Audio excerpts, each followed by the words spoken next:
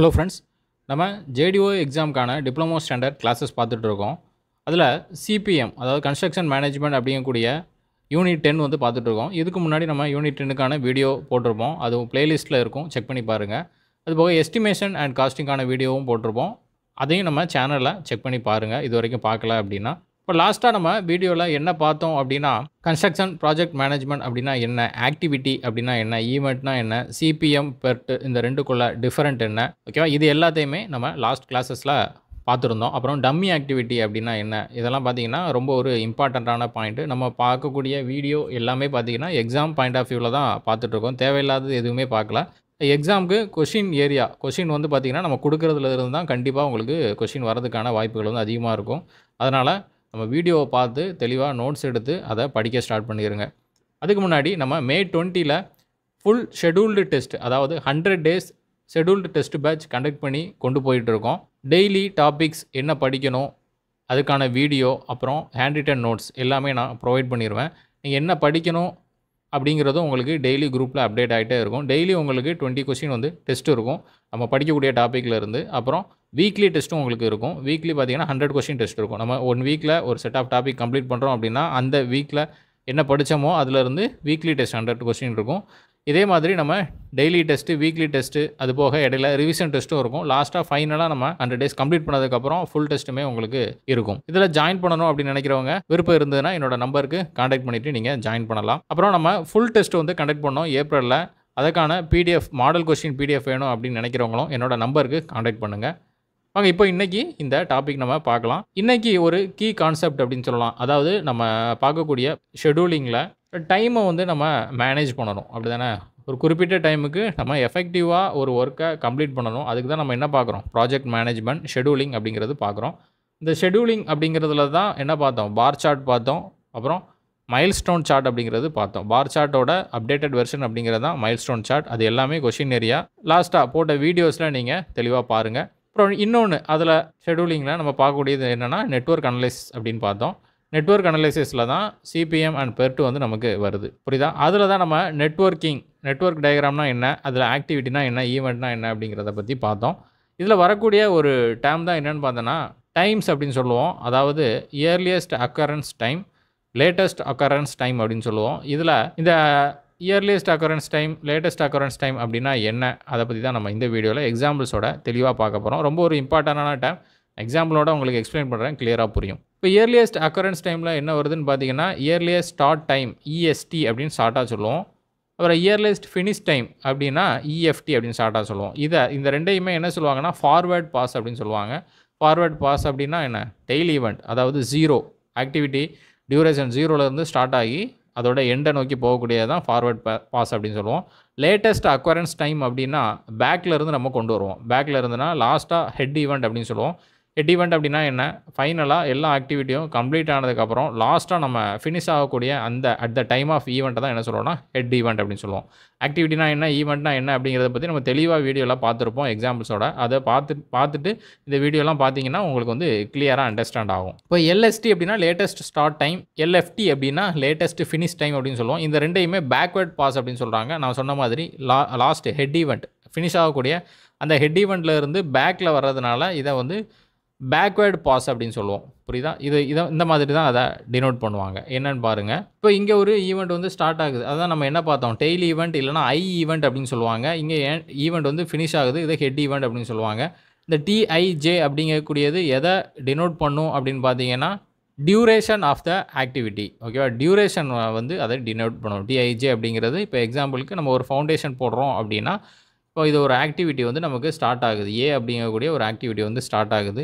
இந்த ஏ ஆக்டிவிட்டி அப்படிங்கிறது தான் ஃபவுண்டேஷன். அந்த ஃபவுண்டேஷன் போடுறதுக்கு உண்டான ஒரு டியூரேஷன் இப்போ 1 வீக் ஆகுது அப்படின்னா அந்த 1 வீக் அப்படிங்கிறது தான் இந்த டிஐஜி அப்படின்னு சொல்லுவோம், டியூரேஷன் ஆஃப் ஆக்டிவிட்டி அப்படின்னு நம்ம எடுத்துக்கலாம். இப்போ அதில் தான் பார்த்தீங்கன்னா இஎஸ்டி அப்படின்னு சொல்கிறாங்க. அது என்ன இஎஸ்டி அப்படின்னா இயர்லியஸ்ட் ஸ்டார்ட் டைம் அப்படின்னு சொல்லுவாங்க. இயர்லியஸ்ட் ஸ்டார்ட் டைம் அப்படின்னா எவ்வளோ சீக்கிரம் அந்த ஒர்க்கை நம்மளால் ஸ்டார்ட் பண்ண முடியும், புரியுதா. ஒரு ஒர்க்கை நம்ம ஸ்டார்ட் பண்ண வேண்டியிருக்கு, ஒரு ஃபவுண்டேஷன் நம்ம போட வேண்டியிருக்கு, எவ்வளோ சீக்கிரம் நம்ம அதை ஸ்டார்ட் பண்ண முடியும், அதுதான் என்ன சொல்லுவோம் இஎஸ்டி அப்படின்னு சொல்லுவாங்க, புரியுதா. இப்போ எக்ஸாம்பிளுக்கு சொல்லப்போனால் இப்போ நான் வந்து ஒரு பிளேஸுக்கு வந்து போக வேண்டியிருக்கு.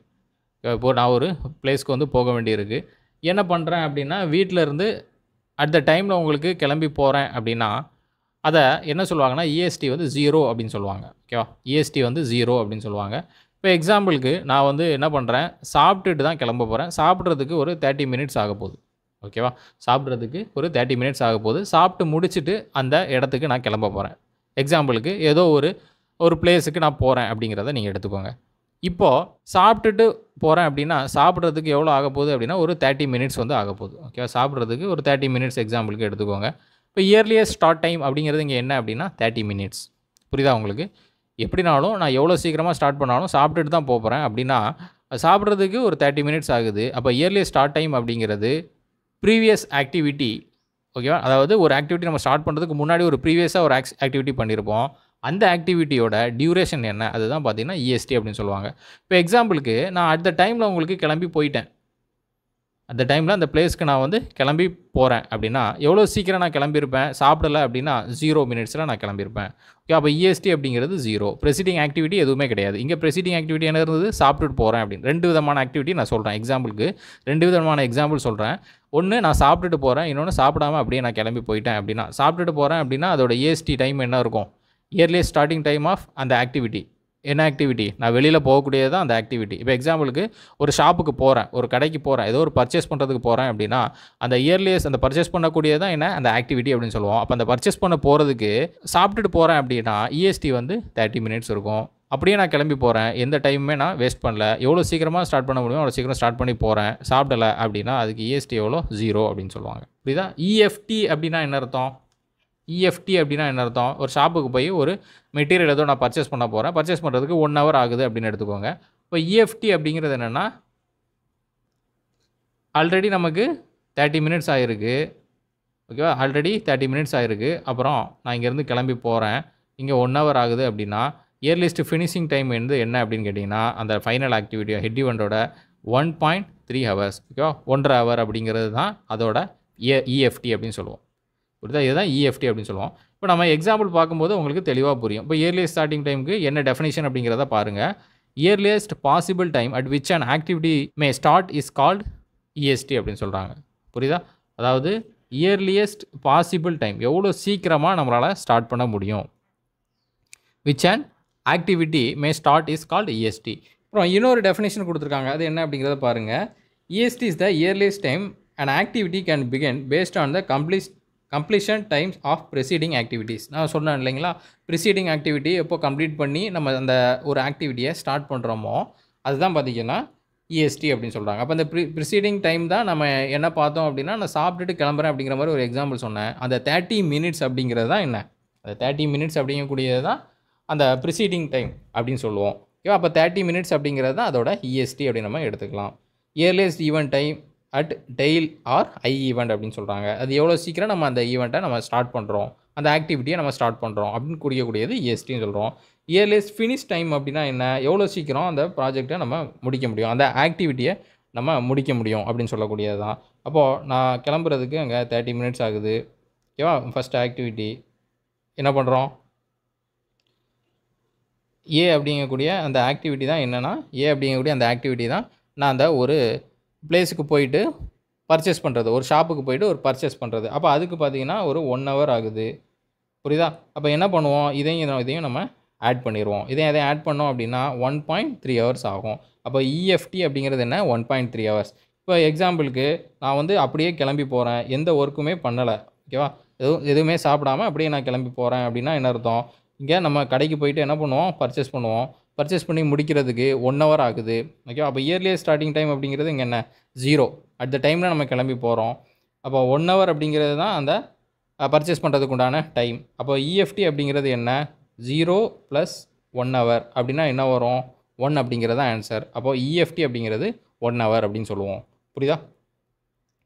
நெக்ஸ்ட்டு லேட்டஸ்ட் ஸ்டார்ட் டைம் அப்படின்னு சொல்லுவாங்க. லேட்டஸ்ட் ஸ்டார்ட் டைம்னால் நம்ம என்ன பார்த்தோம், பேக்வேர்ட் பாஸ் அப்படின்னு பார்த்தோம். பேக்வேர்ட் பாஸ் அப்படின்னா பேக்லேருந்து நம்ம வருவோம். பேக்வேர்ட் பாஸ் அப்படிங்கிறது பேக்லேருந்து வருவோம். ஆல்ரெடி பார்த்தீங்கன்னா இங்கே 1 ஹவர் கம்ப்ளீட் ஆகிடுச்சு. புரியுதா? 1 ஹவர் கம்ப்ளீட் ஆகிடுச்சு அப்படின்னா இப்போ பேக்லேருந்து வரும்போது லேட்டஸ்ட் ஸ்டார்ட் டைம் அப்படிங்கிறது 1 ஹவர். இங்கே டியூரேஷன் எவ்வளோ ஆகிருக்கு பார்த்தீங்கன்னா 1 ஹவர் ஆகிருக்கு. அப்போ 1 - 1 அப்படிங்கிறது 0. ஓகேவா? லேட்டஸ்ட் ஸ்டார்ட் டைம் அப்படிங்கிறது 0. எவ்வளோ லேட்டாக இதை ஸ்டார்ட் பண்ணிக்கலாம், அப்படிங்கிற மாதிரி அங்கே குறிக்கக்கூடியது. ஓகேவா? புரியுதா உங்களுக்கு? இப்போ எக்ஸாம்பிளுக்கு நான் 30 மினிட்ஸில் கிளம்புறேன் அப்படின்னா 1 ஹவரில் நமக்கு அந்த ஆக்டிவிட்டி ஃபினிஷ் ஆகிடுது. அந்த பர்ச்சேஸ் பண்ணுற ஆக்டிவிட்டி ஃபினிஷ் ஆகிடுது அப்படின்னா, இப்போ நமக்கு பேக்கில் வாங்க. பேக்கில் வரும்போது எப்படி சொல்லுவீங்க? ஃபினிஷிங் டைம் எவ்வளோ? 1.3 ஹவர்ஸ் அப்படிங்கிறது இருக்கும். அப்போ 1.3லேருந்து இந்த 1 ஹவரை மைனஸ் பண்ணணும் நம்ம. அதாவது எல்எஃப்டி அப்படின்னு சொல்லுவோம். எல்எஃப்டி அப்படின்னா லேட்டஸ்ட் ஃபினிஷ் டைம் அப்படின்னு சொல்லுவோம். லேட்டஸ்ட் ஃபினிஷ் டைம்லேருந்து இந்த 1 ஹவரை மைனஸ் பண்ணிங்க அப்படின்னா இங்கே எவ்வளோ இருக்கும்? 0.3 அப்படிங்கிறது இருக்கும். அப்போ 0.3 அப்படிங்கிறது தான் லேட்டஸ்ட் ஸ்டார்ட் டைம் அப்படின்னு சொல்லுவோம்.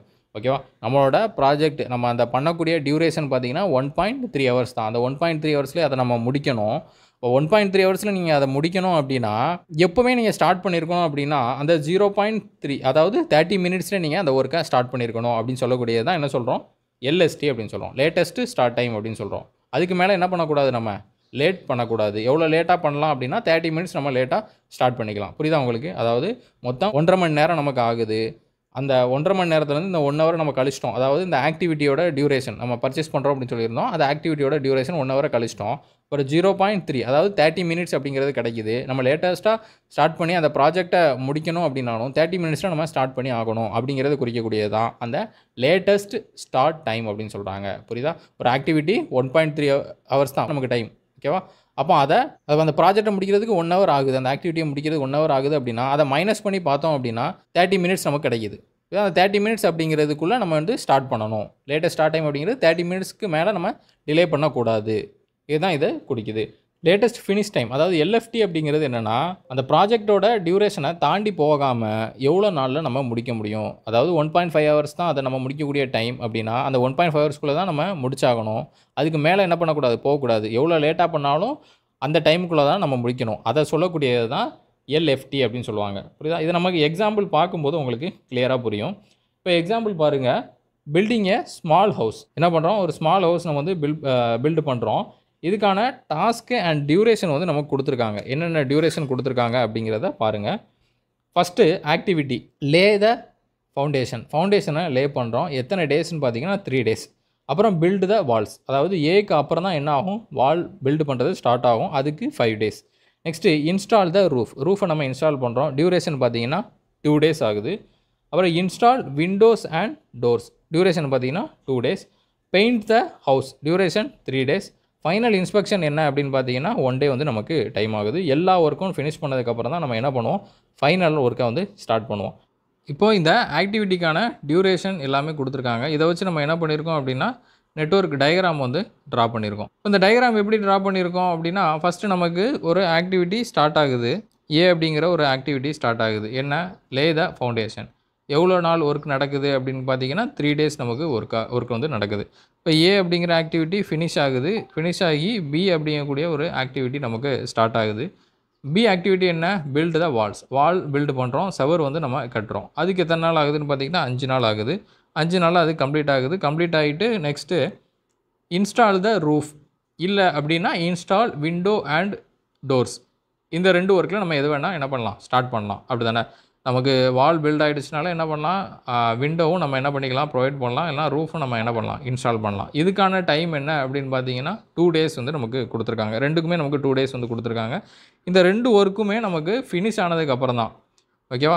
சி அண்ட் டி நமக்கு ஃபினிஷ் ஆனதுக்கப்புறம் அதாவது ஆஃப்டர் பிக்கு அப்புறம் என்ன ஆகும் பார்த்தீங்கன்னா சி அண்ட் டி வந்து நமக்கு ஸ்டார்ட் ஆகி போகும். ஓகேவா?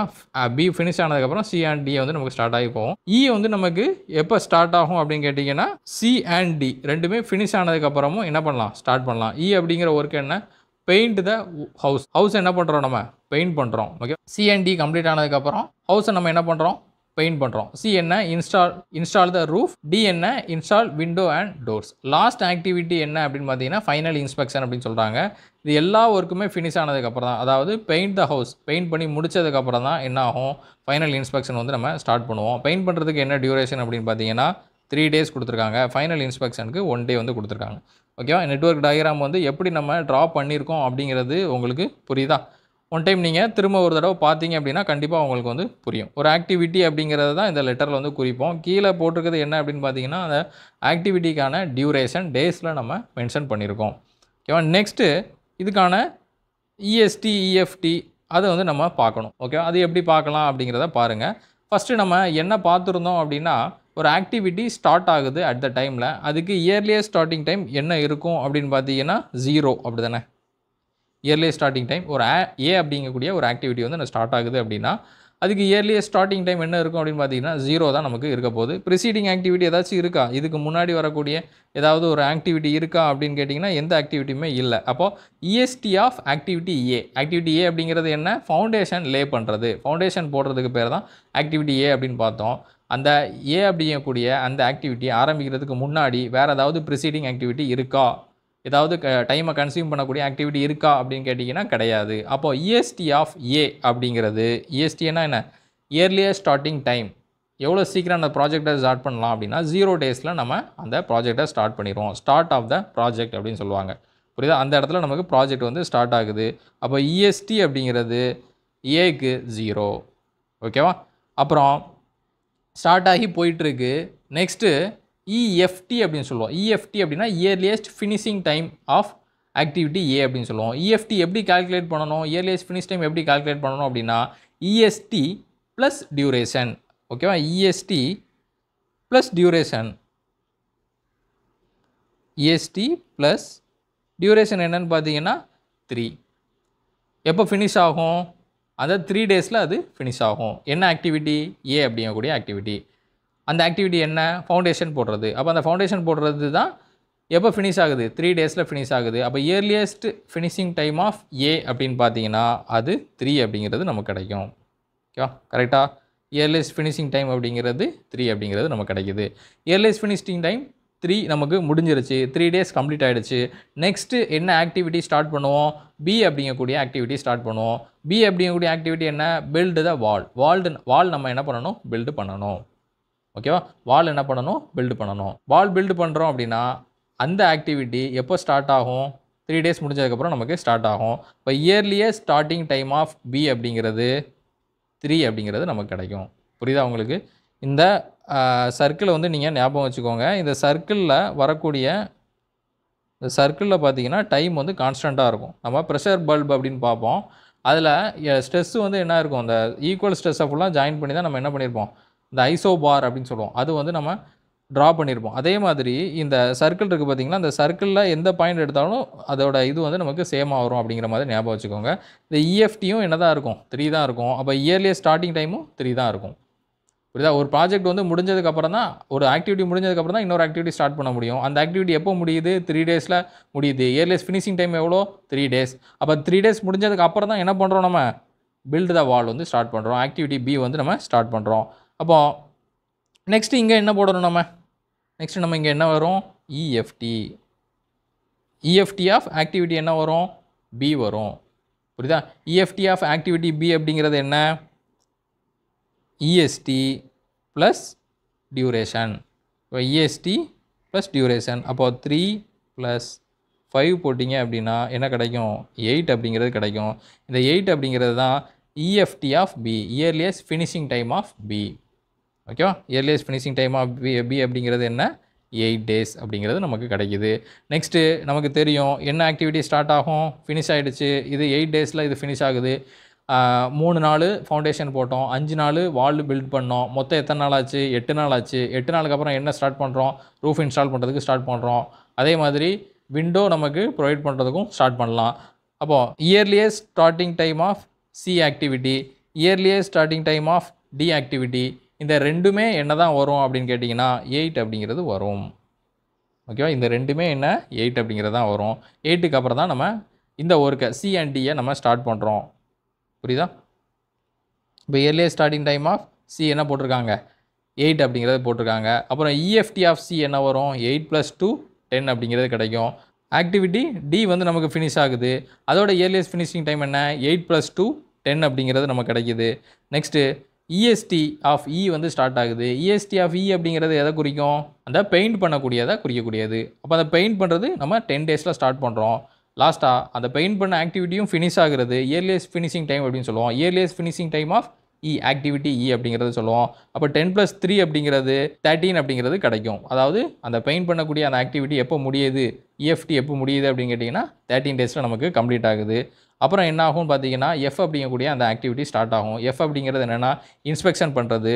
இன்ஸ்பெக்ஷன் எப்போ பண்ணுவோம்? 13 + 1 14. அப்போ லாஸ்ட் ஃபைனலாக பார்த்தீங்கன்னா இஎஃப்டி அப்படிங்கிறது 14 அப்படிங்கிறது நமக்கு கிடைக்கும். ஓகேவா? இங்கே ஃபைனல் பார்த்தீங்கன்னா இயர்லியஸ்ட் ஃபினிஷிங் டைம் அப்படிங்கிறது வரும். ஓகேவா? இது ஃபினிஷிங் டைம். இதை மட்டும் அல்டர் பண்ணிக்கோங்க. இஎஸ்டி வந்து நமக்கு ஸ்டார்ட் ஆகக்கூடிய டைம், அதாவது எஃப் ஆக்டிவிட்டி ஸ்டார்ட் ஆகக்கூடியது எவ்வளோ சீக்கிரம் ஸ்டார்ட் பண்ணலாம்? 13 டேஸ்க்கு அப்புறம் நம்ம ஸ்டார்ட் பண்ணலாம். 13 + 1 அப்படிங்கிறது அதோட ஃபினிஷிங் டைம். இஎஃப்டி அப்படிங்கிறது இங்கே 14 அப்படிங்கிறது கிடைக்கும். புரியுதா உங்களுக்கு? இதோட கிரிட்டிக்கல் பாத்துமே பார்த்தீங்கன்னா எதுக்கு ஈக்குவலாக இருக்கும்? 14 அப்படிங்கிறதுக்கு ஈக்குவலாக இருக்கும். கிரிட்டிக்கல் பாத் என்ன? 1 2 3 5 6 7. ஓகேவா? இதுதான் பார்த்தீங்கன்னா இதோட கிரிட்டிக்கல் பாத். இதை ஆட் பண்ணிங்கன்னா உங்களுக்கு என்ன கிடைக்குது? 1 3 4 4 + 2 6 6 + 5 11 11 + 3 எவ்வளோ? 14 அப்படிங்கிறது கிடைக்கும். ஓகேவா? கிரிட்டிக்கல் பாத் அப்படிங்கிறது தான் அங்கே ஃபைனலாக உங்களுக்கு இருக்கும் இஎஃப்டி. அதுக்கு மேலே என்ன பண்ண முடியாது? நம்ம ப்ராஜெக்டை டிலே பண்ண முடியாது. Earliest starting time, earliest finishing time அப்படின்னா என்னென்னு உங்களுக்கு புரியுதா? ஒரு ப்ராஜெக்ட் வந்து எவ்வளோ சீக்கிரம் ஸ்டார்ட் பண்ண முடியுமோ அதான் இயர்லியஸ்ட் ஸ்டார்டிங் டைம் அப்படின்னு சொல்லுவோம். இயர்லியஸ்ட் ஃபினிஷிங் டைம் அப்படிங்கிறது எவ்வளோ சீக்கிரம் நம்ம அந்த ப்ராஜெக்டை ஸ்டார்ட் பண்ணோமோ அது ப்ளஸ் அந்த டியூரேஷன், அந்த ஆக்டிவிட்டி எவ்வளோ நாள் நடக்குதோ அதை ரெண்டையும் ஆட் பண்ணோம் அப்படின்னா இயர்லியஸ்ட் ஃபினிஷிங் டைம் அப்படிங்கிறது நமக்கு கிடைக்கும். நெக்ஸ்ட்டு எல்எஃப்டி அப்படிங்கிறது நம்ம பார்க்கணும். அதாவது லேட்டஸ்ட் அக்கரன்ஸ் டைம் அப்படின்னு சொல்லுவோம். லேட்டஸ்ட் அக்கரன்ஸ் டைம்னா நம்ம ஃபினிஷ் ஆன அந்த டேலேருந்து நம்ம ஸ்டார்ட் பண்ணணும். இதோட ஃபைனல் ஆக்டிவிட்டி நமக்கு எப்போ ஃபினிஷ் ஆகுது? லாஸ்ட் அதோட டெட்லைன் எவ்வளோ அப்படின்னு பார்த்தீங்கன்னா 14 டேஸ். கிரிட்டிக்கல் பாத்னா என்ன? லாங்கஸ்ட் டியூரேஷன், நம்ம அதை தான் எடுத்துப்போம். அப்போ அந்த டியூரேஷனுக்குள்ளே நம்ம என்ன பண்ணணும்? அந்த ப்ராஜெக்டை முடிக்கணும். அது முடியுதா அப்படிங்கிறத நம்ம என்ன பண்ணுறோம்? செக் பண்ணுறோம். பேக்கில் வரோம். பேக்கில் வரும்போது அதோட ஃபைனல் டே, அதாவது அதோட ஃபினிஷிங் டே எப்போ முடிஞ்சிருக்கும் அப்படின்னு கேட்டிங்கன்னா 14 டேஸில் அது முடிஞ்சிருக்கும். அப்போ அந்த 14ல் இருந்து பேக்கில் வரோம். லேட்டஸ்ட் ஃபினிஷ் டைம் அப்படிங்கிறது 14 அப்படிங்கிறத நம்ம கொடுத்துருக்கோம். இப்போ பேக்லேருந்து வாருங்க. பேக்கில் என்ன ப்ராஜெக்ட் என்ன ஸ்டார்ட் ஆகுது? ஃபைனல் இன்ஸ்பெக்ஷன் அப்படின்னு பார்த்தோம். இப்போ ப்ராஜெக்டோட டெட்லைன் என்ன அப்படின்னு பார்த்தீங்கன்னா அந்த 14 டேஸ் அப்படிங்கிறது தான். அப்போ 14லேருந்து -1 அந்த ஒர்க்கு ஃபினிஷ் ஆகிறதுக்கு எவ்வளோ நாள் ஆகும் அப்படின்னு பார்த்தீங்கன்னா 13 ஆகுது. இப்போ அதான் லேட்டஸ்ட் ஸ்டார்ட் டைம் அப்படின்னு சொல்கிறாங்க. அந்த 13 டேஸ் முடிஞ்சதுக்கப்புறம் என்ன பண்ணியிருக்கணும்? அந்த ஒர்க்கை அட்லீஸ்ட் நம்ம என்ன ஸ்டார்ட் பண்ணி கொண்டு போயிருக்கணும். அப்போ தான் அது 14 டேஸில் முடியும். ஓகேவா? லேட்டஸ்ட் ஸ்டார்ட் டைம் அப்படிங்கிறது என்ன? எவ்வளோ லேட் ஆனாலும் அந்த 13 டேஸில் நம்ம ஸ்டார்ட் பண்ணியிருக்கணும். அப்போ தான் என்ன ஆகும்? இந்த எஃப் அப்படிங்கிற ஒர்க்கு 1 டேல முடியும். 1 டேல முடிஞ்சால் தான் 14 டேஸில் அது கம்ப்ளீட் ஆகும். இப்போ லேட்டஸ்ட் ஸ்டார்ட் டைம் அப்படிங்கிறது 13. இப்போ லேட்டஸ்ட் ஃபினிஷ் டைம் அப்படிங்கிறது என்ன? இந்த ஒர்க்கு எவ்வளோ நாளில் ஃபினிஷ் ஆகிருக்கணும்? 13ல் ஃபினிஷ் ஆகிருக்கணும். இந்த ஒர்க் அப்படிங்கிறது இங்கே எதை மீன் பண்ணுது? ஆக்டிவிட்டி இ. ஆக்டிவிட்டி இ அப்படிங்கிறது என்ன? லாஸ்ட்டாக ஃபைனலாக பண்ணக்கூடிய பெயிண்டிங் ஒர்க்கு. பெயிண்டிங் ஒர்க்கு எப்போ ஃபினிஷ் ஆகிருக்கணும்? 13 டேஸில் கரெக்டாக ஃபினிஷ் ஆகிருக்கணும். ஓகேவா? அப்புறம் நெக்ஸ்ட் என்ன பார்க்கணும்? எல்எஸ்டி ஆஃப் ஆக்டிவிட்டி இ. எவ்வளோ லேட்டாக நம்ம ஸ்டார்ட் பண்ணியிருக்கணும்? ஆக்டிவிட்டி இ அப்படிங்கிறது 10 டேஸில் நம்ம ஸ்டார்ட் பண்ணியிருக்கணும். அந்த 10 டேஸ் அப்படிங்கிறது என்ன எப்படி கிடச்சிது அப்படின்னா எல்எஃப்டி -3 போட்டால் நமக்கு என்ன கிடைக்கும்? 10 டேஸ் அப்படிங்கிறது கிடைக்கும். அப்புறம் எல்எஃப்டி அப்படிங்கிறது என்ன? லேட்டஸ்ட் ஃபினிஷ் டைம் அப்படின்னு பார்த்தோம். லேட்டஸ்ட் ஃபினிஷ் டைமும் என்ன? 10 தான். லேட்டஸ்ட் ஃபினிஷ் டைம் ஆஃப் எந்த ஆக்டிவிட்டி அப்படின்னு பார்த்தீங்கன்னா இந்த டோர் நம்ம வந்து ப்ரொவைட் பண்ணோம். அப்படி தானே? ஆக்டிவிட்டி டி அப்படிங்கிறது என்ன? விண்டோஸ் அண்ட் டோருக்கு ப்ரொவைட் பண்ணக்கூடியது. அது நம்ம என்ன பண்ணியிருக்கணும்? 10 டேஸில் கம்ப்ளீட் பண்ணியிருக்கணும். ஓகேவா? 10 டேஸில் நம்ம கம்ப்ளீட் பண்ணியிருக்கணும் அப்படிங்கிறத சொல்கிறாங்க. நெக்ஸ்ட்டு 10 டேஸில் கம்ப்ளீட் பண்ணியிருக்கணும். எவ்வளோ டேஸ்க்கு முன்னாடி ஸ்டார்ட் பண்ணியிருக்கணும்? 8 டேஸ்க்கு முன்னாடி ஸ்டார்ட் பண்ணியிருக்கணும். அப்போ லேட்டஸ்ட் ஸ்டார்ட் டைம் ஆஃப் அந்த டோர் போடுற அந்த ஆக்டிவிட்டி டி பார்த்தீங்கன்னா எவ்வளோ? 8 அப்படின்னு சொல்கிறோம். அப்போ லேட்டஸ்ட் ஃபினிஷ் டைம் ஆஃப் இந்த ப்ரீவியஸ் ஆக்டிவிட்டி என்ன? அதாவது பி அப்படிங்கக்கூடிய ஆக்டிவிட்டி அது என்னென்னு பார்த்தீங்கன்னா பில்ட் த வால் அப்படின்னு பார்த்தோம். அதுவுமே 8 டேஸில் தான் இருக்கும். ஓகேவா?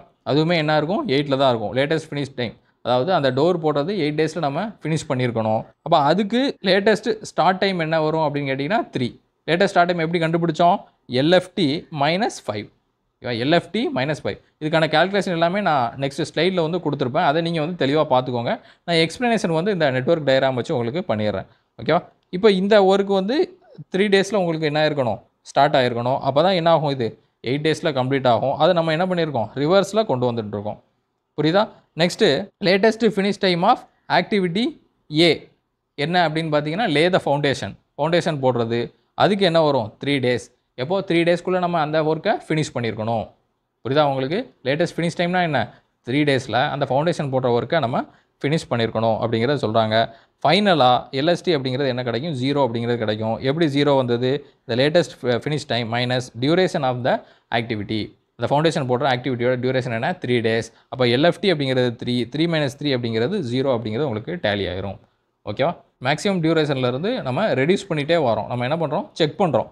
அதான் பேக்வேர்ட் பாஸ் அப்படின்னு சொல்லுவாங்க. இதுலேருந்து உங்களுக்கு புரிஞ்சிருக்கும். அதாவது இஎஸ்டினா என்ன, இஎஃப்டினா என்ன, எல்எஸ்டினா என்ன, எல்எஃப்டினா என்ன அப்படிங்கிறது உங்களுக்கு புரிஞ்சிருக்கும்.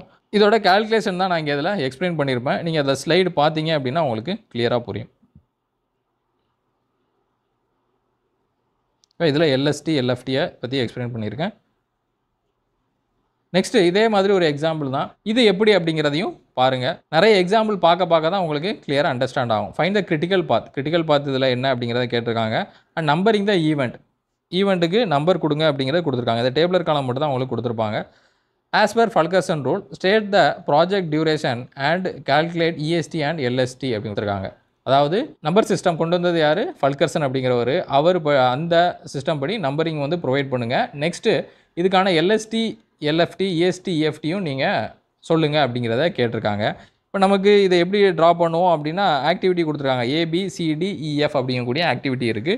இந்த ஆக்டிவிட்டிக்கான சக்சீடிங் ஆக்டிவிட்டி ப்ரெசீடிங் ஆக்டிவிட்டி அப்படிங்கிறத கொடுத்துருக்காங்க. ஏக்கு சக்சீடிங் ஆக்டிவிட்டி என்னன்னா டி கொடுத்துருக்காங்க. சக்சீடிங்னா அப்புறம் வரக்கூடியது அப்படின்னு பார்த்தோம். அப்புறம் ஏ ஆக்டிவிட்டி முடிஞ்சதுக்கப்புறம் டி அப்படிங்கிறது வரும் கொடுத்துருக்காங்க. அதுபடி நம்ம போட்டிருக்கோம். அதே மாதிரி பி அப்படிங்கிற ஆக்டிவிட்டி முடிஞ்சதுக்கப்புறம் இ அப்படிங்கிறது ஸ்டார்ட் ஆகுது. அப்புறம் சிக்கு சக்சீடிங் ஆக்டிவிட்டி எஃப். ஓகேவா? சிக்கு சக்சீடிங் ஆக்டிவிட்டி எஃப். ஸோ இந்த எல்லா ஆக்டிவிட்டியுமே எங்கே ஸ்டார்ட் ஆகுது எங்கே முடியுது அப்படின்னு சொல்லக்கூடியது தான் இந்த சக்சீடிங் ஆர் ப்ரிசீடிங் ஆக்டிவிட்டி அப்படின்னு சொல்லுவோம்.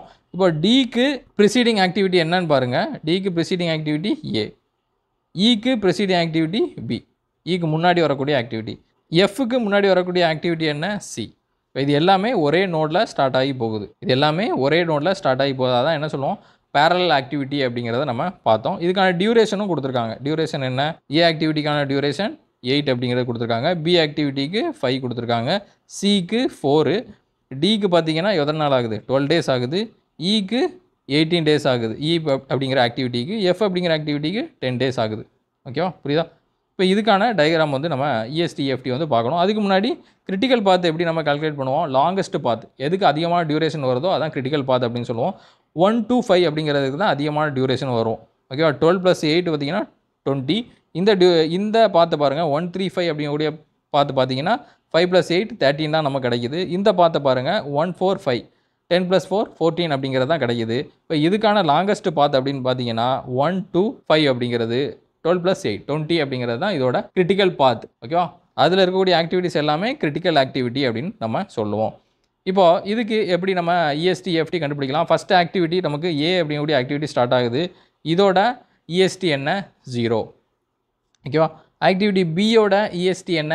0. ப்ரீவியஸாக எதுவும் ஆக்டிவிட்டி இருக்கா? இல்லை. ஓகேவா? ப்ரீவியஸாக எதுவும் ஆக்டிவிட்டி இல்லை. ஆக்டிவிட்டி சியோட இஎஸ்டி என்ன? 0. புரியுதா? ப்ரீவியஸாக எந்த ஆக்டிவிட்டியுமே கிடையாது.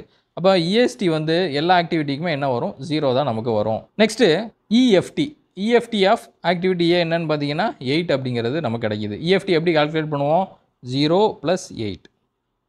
ஓகேவா? EST of activity A plus பார்த்தீங்கன்னா 8 கூட்டணும் அப்படின்னா நமக்கு இஎஃப்டி ஆஃப் ஆக்டிவிட்டி ஏ அப்படிங்கிறது நமக்கு கிடைக்கும். நெக்ஸ்ட்டு இங்கே டி அப்படிங்கக்கூடிய ஆக்டிவிட்டி ஸ்டார்ட் ஆகுது. அதோட இயர்லியே ஸ்டார்டிங் டைம் என்ன? 8. ஆக்டிவிட்டி ஏ முடிஞ்சதுக்கப்புறம் தான் ஸ்டார்ட் ஆகும். இப்போ 8 டேஸ் கம்ப்ளீட் ஆனதுக்கப்புறம் தான் நமக்கு ஆக்டிவிட்டி டி அப்படிங்கிறது ஸ்டார்ட் ஆகுது. ஃபைனலாக இது எப்போ? இஎஃப்டி ஆஃப் டி, அதாவது இயர்லியஸ்ட் ஃபினிஷிங் டைம் எப்போ ஃபினிஷ் ஆகுது அப்படின்னு கேட்டிங்கன்னா 8 + 12 கூட்டணும் அப்படின்னா நமக்கு 20 அப்படிங்கிறது கிடைக்கும். புரியுதா உங்களுக்கு? இதே மாதிரி தான் இங்கே நம்ம கால்குலேட் பண்ணுவோம். இதுக்கு ஆக்டிவிட்டி வந்து activity EST of activity B பார்த்தீங்கன்னா 0 அப்படிங்கிறது இருக்கும். 0 + 5 அப்படிங்கிறது நமக்கு கிடைக்கும். Earliest finishing time of B அப்படிங்கிறது 5. இங்கே 5ல் ஸ்டார்ட் ஆகுது ஆக்டிவிட்டி இ அப்படிங்கிறது. 5 + 8 போட்டோம்னா 13 அப்படிங்கிறதுல நமக்கு கம்ப்ளீட் ஆகுது. லாஸ்ட்டாக ஆக்டிவிட்டி சி அதில் 0ல் ஸ்டார்ட் ஆகும். 0 + 4 earliest finishing time 4. Earliest starting time of activity F அப்படிங்கிறது 4ல் ஸ்டார்ட் ஆகும். அப்போது earliest finishing time of F அப்படிங்கிறது 10 + 4 அப்படிங்கிறது கிடைக்கும். அப்போ என்ன கிடைக்குது? 14 அப்படிங்கிறது கிடைக்குது. நம்ம பேக்கில் வரும்போது எதுலேருந்து கொண்டு வருவோம் அப்படின்னா இந்த 20லேருந்து நம்ம சால்வ் பண்ணி கொண்டு வருவோம். Maximum of the duration, maximum என்ன? 20 அப்படிங்கிறது. அப்போ இஎஃப்டி எப்படி கால்குலேட் பண்ணுறாங்கன்னு பாருங்கள். இஎஃப்டி என்ன? இதுக்கு 20 - 12 அப்படிங்கிறது என்ன? 8 அப்படிங்கிறது கிடைக்கும். அப்புறம் 8 - 8 லாஸ்ட்டாக ஃபைனலாக உங்களுக்கு 0 அப்படிங்கிறது கிடைக்கும். இதுவே இந்த ஆக்டிவிட்டிக்கு பார்த்தீங்க அப்படின்னா இந்த பாத்து வழியாக பார்த்தீங்க அப்படின்னா உங்களுக்கு என்ன கிடைக்கிது? 20 - 8 = 12 அப்படிங்கிறது கிடைக்கும். இங்கே 12 மைனஸ் 5 அப்படிங்கிறது ஃபைனலாக இங்கே 7 அப்படிங்கிறது கிடைக்குது. இது எந்த கிரிட்டிக்கல் பாத் வழியாக வருதோ அங்கே தான் இது என்ன ஆகும், டோட்டல் ஸ்லாக் வந்து நமக்கு 0 ஆகும்.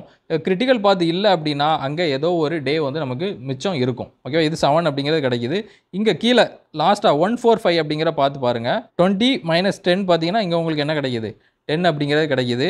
10 மைனஸ் 4 அப்படிங்கிறது 6 அப்படிங்கிறது கிடைக்குது. ஓகேவா, இப்போ கிரிட்டிக்கல் பாத்தில் என்ன ஆயிடுது, ஸ்லாக் வந்து 0 ஆயிடுது. இந்த மற்ற பாத்துலலாம் என்ன ஆகாது, 0 வந்து ஆகாது. ஃபைனலாக அங்கே ஒரு வேல்யூ வந்து ரிமைனிங் பேலன்ஸ் இருக்குது. ஓகேவா, இதோட இஎஸ்டி, இஎஃப்டி, எல்எஸ்டி, எல்எஃப்டி அப்படிங்கிறத நான் போட்டிருக்கேன். நீங்களும் ஒரு டைம் என்ன பண்ணுங்கள், சால்வ் பண்ணி பாருங்கள். அதுக்கான கால்குலேஷன் எல்லாமே உங்களுக்கு இதில் கொடுத்துருக்கேன். ஓகேவா, ஓகே ஃப்ரெண்ட்ஸ், இந்த வீடியோவில் உங்களுக்கு எல்எஸ்டி, எல்எஃப்டி, இஎஸ்டி, இஎஃப்டி அப்படிங்கிறது என்ன அப்படின்னு புரிஞ்சிருக்கும். நெக்ஸ்ட் வீடியோவில் பார்க்கலாம். Thank you friends.